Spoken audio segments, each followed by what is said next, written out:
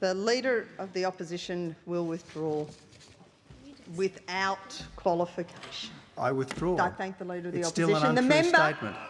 The Leader of the Opposition will remove himself from the chamber under 94A and to continually ignore the member for Mackellar.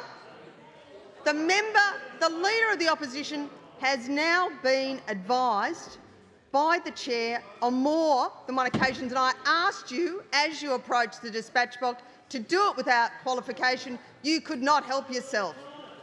The Leader of the Opposition will leave the chamber on 94A. The member for Wakefield has the call. Julie Bishop, welcome to ABC News 24. Tony Abbott was thrown out of question time for an hour this afternoon by the Deputy Speaker, Anna Burke, because he did not withdraw a statement he'd made across the chamber without qualification. Should he have done so?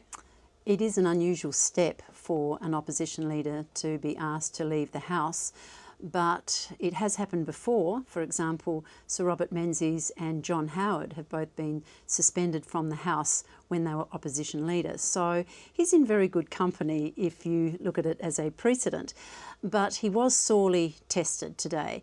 Julia Gillard repeatedly throughout question time made the false assertion that the Coalition was going to cut funding for public schools, and Tony Abbott said on many occasions that that was a lie, that was not true, she shouldn't keep making that false assertion. So as the Prime Minister continued to do it, Tony Abbott quite rightly took issue with that false claim. But whether or not he's following in the finest traditions of liberalism aside, he did use the word lie, didn't he? And as Anna Burke pointed out, that's the very one word that is notedly unparliamentary. Rulings have been made on that several times, and he was asked to withdraw it without qualification, and he did not.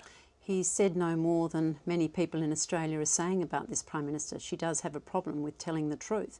From the carbon tax, there will be no carbon tax under a government I lead, to her claims today that the Coalition was going to cut funding to public schools. Is that a good enough reason, though, to ignore the standards of Parliament? But it's just not true. So the point that Tony Abbott was trying to make is that the Speaker should have pulled Julia Gillard up on the false claims that she was making. Tony Abbott was asked to withdraw without qualification. He added a few words, so he was thrown out of the House. Now, Tony's the kind of guy that takes it on the chin, and he did. He didn't want a fuss made about it, so he left the chamber.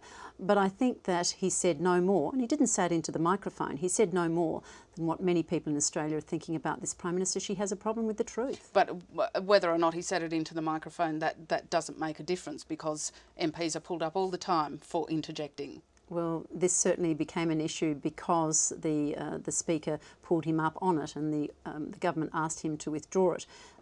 Had they just ignored it, then of course none of this would have occurred, and then the fact that Tony Abbott had called the Prime Minister a liar wouldn't have become news.